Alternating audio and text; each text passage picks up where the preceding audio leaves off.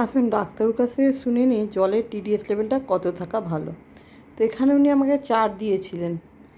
তো আমি বাড়িতে এসে আমার যে কেনা জল এবং ট্যাপের জলের টিডিএসটা আজকে দেখে নেব। কারণ আমি আজ ফিল্টার কিনতে গেছিলাম, ওখান থেকে একটা টিডিএস মিটার গিফটে পেয়েছি। তো একটা গ্লাসে আমি আমার কেনা জল নিয়ে নিলাম, আর অন্য গ্লাসে আমাদের ট্যাপ ওয়াটার।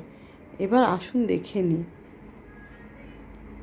তো দেখতে পেলাম আমাদের যে কেনা জল তার টিডিএস মাত্র 18, কিন্তু আমরা প্রথমেই দেখলাম যে 0 থেকে 50 টিডিএস থাকলে ল্যাক অফ মিনারেলস থাকে, এসেনশিয়াল মিনারেলসগুলো থাকে না। তো ভাবতেই পাচ্ছেন যে যে জলটা আমরা কিনে খাই তার মধ্যে কিছুই নেই, কিছুই নেই।